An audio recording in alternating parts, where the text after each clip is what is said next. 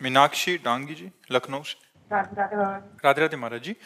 महाराज जी, मेरा प्रश्न है कि शिव जी की आराधना में भक्त को सबसे पहले क्या अनुभव होना चाहिए, शांति, भक्ति या वैराग्य? श्रद्धा और विश्वास। सबसे पहला सोपान है श्रद्धा, फिर है विश्वास, फिर आगे संसार से वैराग्य, फिर प्रभु के चरणों में अनुराग, और फिर अगर मोक्ष चाहता है तो मोक्ष, प्रेम चाहता है तो प्रेम मार्ग में चला जाएगा। पर सबसे पहली सीढ़ी है श्रद्धा, फिर है विश्वास, दृढ़ विश्वास भगवान के चरणों में। तब फिर अनुभूतियां शुरू होती हैं। जब पहले दृढ़ विश्वास होना ही कठिन है, भगवान के चरणों में विश्वास होना कठिन है। माया ऐसे ऐसे लीलाएं कर देती है तो हमें लगता है पता नहीं भगवान हैं भी कि नहीं, भगवान हमारी बात सुनते हैं कि नहीं सुनते, भगवान हमारी बात बनाएंगे कि नहीं बनाएंगे। कई तरह के ऐसे संशय आ जाते हैं तो हमारा विश्वास टूटने लगता है। पर हमें लगता है भगवान से हमें प्रार्थना करनी चाहिए कि हमारी श्रद्धा आपके चरणों में लगे, हमारा विश्वास आपसे जुड़े। अगर श्रद्धा और विश्वास है तो वैराग्य, अनुराग, ज्ञान सब कुछ आ जाएगा। पहले हमारा श्रद्धा और विश्वास। श्रद्धा कहते हैं शास्त्र और संतों के वाक्यों में बिल्कुल यथावत बुद्धि रखना, अपना क्यों में ना लगाना। और विश्वास कहते हैं भगवान हैं, वो हमारी बात सुन रहे हैं, वो हमें बहुत प्यार कर रहे हैं, वो सुहृद हैं हमारे, उनसे बढ़कर कोई हमारा नहीं। ऐसा दृढ़ विश्वास हो तब आगे उन्नति प्राप्त होती है। कृपा सिंधु शरण जी। श्री हरिवंश गुरुदेव। श्री हरिवंश महाराज जी। महाराज जी, आपके चरणों में कोटि कोटि नमन। महाराज जी, अध्यात्म में साधन का अधिक महत्व है या आश्रय का? आश्रय का। अगर आप तप करते हैं, साधना करते हैं तो तप लोक की प्राप्ति होगी। लेकिन यदि भगवद आश्रित हैं और कोई त्रुटियां भी हैं, ऐसी समस्याएं भी हैं जो नहीं होनी चाहिए और आपका शरीर छूट जाता है, तो आश्रय से भगवत प्राप्ति होगी। मेरे बनाए ना बनेगी कोटि कल्प लो, आपके बनाए बनेगी पल पाव में। हर समय जितनी हम में ऊर्जा शक्ति है वो हम लगाकर भजन करेंगे। जितनी हमारी बुद्धि काम कर रही है हम गलत आचरणों से बचेंगे।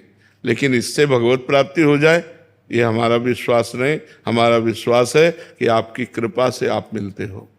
किसी तपस्या या भजन के द्वारा भगवान को खरीदा नहीं जा सकता, भगवान को विवश नहीं किया जा सकता। भगवान के होके भगवान को विवश किया जा सकता। कितना विवश हो सकते हैं? अर्जुन जी जहाँ खड़े होते हैं और उनकी जहाँ पादुका होती है वहाँ अखिल कोटि ब्रह्मांड नायक परात्परीश भगवान श्री कृष्ण सारथी के रूप में बैठते हैं। इतना विवश हो जाते हैं अपने जनों के लिए। अपना जन आश्रय से होता है, मैं आपके आश्रित हूं। आश्रित की चिंता होने लगती है आश्रयदाता को। जैसे आपके दरवाजे पे कुत्ता बैठे, आपसे कोई मतलब नहीं, लेकिन वो कहीं जाए ना, तो आप अपने आप उसके भोजन की व्यवस्था करने लगेंगे। एक दिन न सही, 2 दिन न सही, जब आप देखोगे जाते नहीं, दरवाजे पे बैठा रहता है, तो 2 रोटी लेके निकलोगे और डालने लगोगे। उसने आश्रय एक दरवाजे का ले ले, अन्य दरवाजे ना जाए, तो ये जिम्मेवारी आपके ऊपर अपने आप सवार हो जाएगी कि सुबह शाम 2 रोटी आप डालने लगोगे। क्योंकि देखो जा ही नहीं रहा है, यही हमारे दरवाजे पड़ा है। तो ऐसे ही हम बिल्कुल कोई अन्य आश्रय ना लें और प्रियाजू के आश्रित हो जाए तो हमारा काम बन जाएगा। अनन्य आश्रय बहुत बड़ी बात है। अनुकूलता होती है तो लगता है प्रियाजू की बहुत कृपा है, और जब प्रतिकूलता होती तब ऐसे मन घबरा जाता है कि पता नहीं, हे शंकर भगवान आप कृपा करो, हे राम जी आप कृपा करो, हे श्याम जी आप कृपा करो, हे देवी जी आपकी। नहीं, उस समय भी एक ही होना चाहिए। बने तो रघुबर ते बने और बिगड़े तो भरपूर, और तुलसी औरन ते बने ता बनिबे पे धूर। जिसका हमने आश्रय लिया है, अगर बने तो उसी प्रभु से बने, और ना बने तो बिगड़ जाए, हमें कोई बनाने की कोशिश नहीं। हे नाथ मैं आपकी शरण में हूँ, आप देख लो, पक्का हो, सब ठीक हो जाएगा, पक्का सब ठीक हो जाएगा। हमें चाहिए भगवान का आश्रय दृढ़ लें। सबसे बड़ी भक्ति क्या है? आत्मसमर्पण। श्रवणम कीर्तनम स्मरणम विष्णुपाद सेवनम अर्चनम बंदनम दास्यम सख्यम आत्मनिवेदनम। आत्मनिवेदन पूर्ण भक्ति। आत्मनिवेदन का मतलब होता है आश्रय, समर्पित हो जाना। हे नाथ मैं आपको समर्पित हूं, अंदर से मन वचन कर्म से भगवान का शरणागत निश्चित भगवान को प्राप्त होता है। हमें प्रयास करना है, जो हमारी शरणागति में कमजोरी है कि भगवान के विरुद्ध आचरण हैं, जो अपने शरीर को लेकर मांगे हैं, जो अपने परिवार को लेकर मांगे हैं, वो केवल अपने प्रभु के सामने पेश करते रहें और ये मांगते रहें कि आपके सिवा हमारे मन में किसी अन्य का आश्रय न हो। जरूरतें हैं लेकिन आश्रय नहीं, ध्यान रखना।